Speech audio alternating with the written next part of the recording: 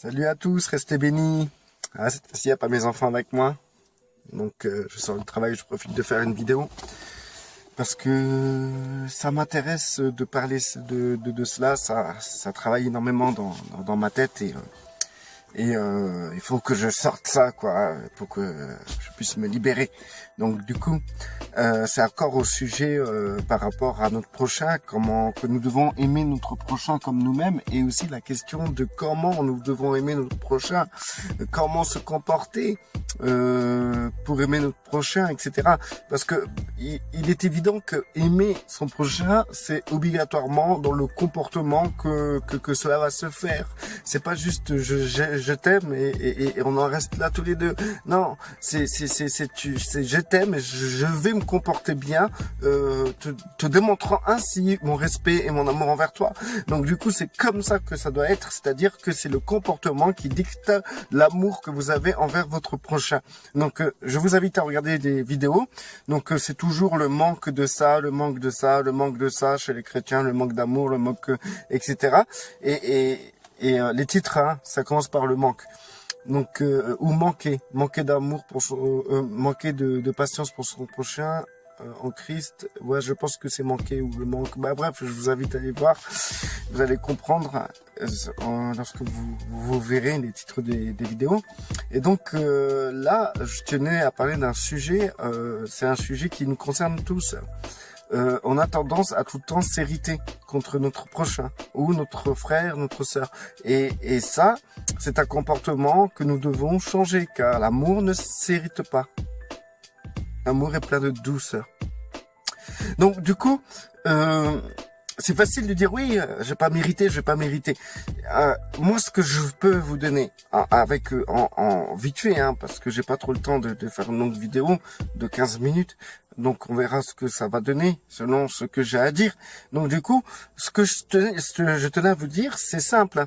Il faut faire attention à la manière dont on se comporte avec notre prochain. C'est-à-dire et tout que si notre mission, notre marche en Christ, c'est d'aimer notre prochain comme nous-mêmes, donc il faut considérer notre contact avec notre prochain comme quelque chose de précieux et d'important, comme quelque chose dont nous devons faire attention et nous devons mettre de l'effort à ce contact, faire l'effort de faire de s'analyser, de voir comment on se comporte, comment si on agit bien ou pas envers notre prochain, et ça pour chacune des personnes. Donc nous croisons chaque jour. Si vous croisez 70 personnes, avec ces 70 personnes, il faudra que vous ayez un comportement digne d'un enfant de Dieu qui marche selon les commandements de son Seigneur, c'est-à-dire d'adorer Dieu et d'aimer son prochain comme soi-même. Donc il est important de faire une conclusion à la fin de la journée, de se demander avec chaque personne, est-ce que je me suis comporté correctement selon les bons critères de l'amour qui est donné dans 1 Corinthiens 13 ou dans les fruits de l'esprit. Donc du coup, dans le fruit de l'esprit plutôt. Donc du coup, ce que je tenais à développer par rapport à l'irritation, c'est que nous ne devons pas permettre cela, et pour ne pas permettre cela, il faut prendre conscience lorsque nous nous irritons. Quand l'irritation commence à monter, quand elle est là, c'est là que nous devons nous rappeler notre discipline en Christ et ce que nous devons pratiquer, ses commandements. Pour prouver que nous aimons Christ, nous devons pratiquer ses commandements, adorer Dieu et aimer son prochain comme soi-même. Car dans aimer son prochain comme soi-même, il y a tous les commandements, la loi et les prophètes. Dans ces deux commandements-là, il y a toute la loi et les prophètes. Donc, c'est-à-dire, c'est ces deux commandements-là qui fera en sorte qui vous amènera à comprendre si vous aimez vraiment votre Seigneur. Et c'est dans la pratique de ces deux commandements que vous allez vraiment vous développer dans votre marche chrétienne. Et si déjà vous vous irritez, vous avez de l'irritation contre un frère ou une sœur ou un prochain, à partir de là, votre marche est boiteuse. il faut se ressaisir. Vous pouvez pas vous permettre cette irritation. C'est comme une faute envers Dieu. C'est une faute envers votre prochain. Si vous fautez envers votre prochain, vous fautez envers Dieu. C'est automatique, c'est systématique, c'est comme ça. Donc du coup, dès que vous rentrez dans l'irritation, il faut vous reprendre. Il faut dire non. Non, je ne veux pas. Je ne veux pas parce que j'aime mon prochain. Et l'amour ne s'irrite pas. Donc je ne vais pas mériter, mais je vais agir avec douceur. Je vous promets que ça, c'est un défi de chaque jour. Chaque jour, chaque personne que vous croisez est un combat. Ce combat d'une marche chrétienne sous la direction des 2 commandements qui accomplit toute la loi et les prophètes. Cette marche que nous devons tous pratiquer. Sans faute, sans erreur. Mais bien sûr, on peut faire des erreurs, on peut faire des fautes, c'est comme ça qu'on apprend. Mais pour vous dire que vous ne pouvez pas passer à côté, c'est vous rentrez dedans. Aujourd'hui, vous avez dû déjà vous être irrité contre des gens. Déjà, arrêtez. Et là, il faut arrêter. Là, il faut comprendre que le problème, c'est pas les gens, c'est vous. C'est vous. Vous devez pratiquer ce commandement d'aimer votre prochain comme vous-même. C'est pas à votre prochain de pratiquer cela pour vous. C'est à vous de pratiquer pour votre prochain. Donc l'amour ne s'irrite pas. Donc c'est-à-dire que si vous vous irritez, il faut arrêter. Vous vous plantez. Vous pouvez pas vivre une vie où il est impossible de ne pas vous irriter. Ça, c'est sûr. Tous les jours, il y aura une occasion d'irritation. Tous les jours, il y aura tout le temps une occasion d'irritation, de colère envers notre prochain, ou notre frère, ou notre sœur. Même avec nos femmes, hein, ou vos maris, ou vos enfants. Hein. C'est très, très, très dur. Mais là où Dieu verra le combattant, celui qui combattra avec violence, parce qu'il y en a qui utilisent le verset, c'est les violents qui irriteront le royaume de Dieu, donc ils vont être violents envers leurs frères et sœurs. C'est n'importe quoi, ils sont vraiment décalés. Bref, c'est pas grave. Mais par contre, se faire violence, ça c'est violent. Se faire violence et considérer comme une erreur de notre part le fait qu'on s'irrite contre nos enfants, nos femmes, nos prochains, nos frères et nos sœurs, qu'on se mette en colère envers eux. C'est une erreur de notre part.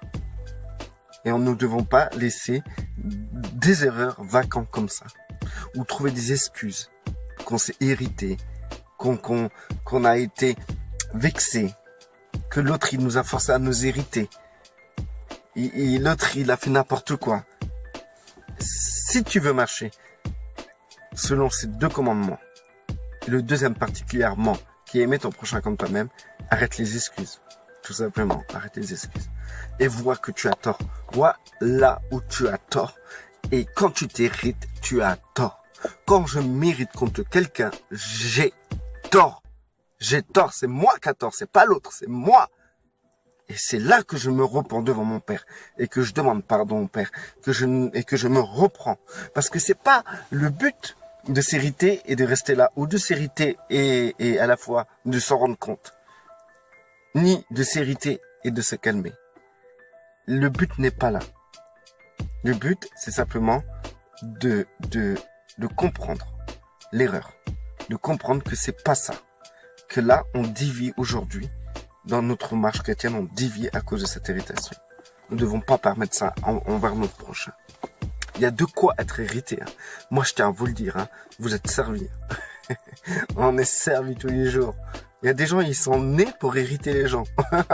C'est leur ministère. Sérieux, hein, franchement, c'est incroyable. Comment Ah, c'est toujours les mêmes en plus. Toujours les mêmes qui sont irritants. Bref, c'est pas parce que vous vous irritez dans votre journée que vous avez échoué. Mais il faut comprendre que là, c'est vous qui avez tort. Tout simplement. Même si la personne a fait 3000 trucs ou vraiment elle a tort, vous allez vous irriter devant Dieu. C'est vous qui aurez tort.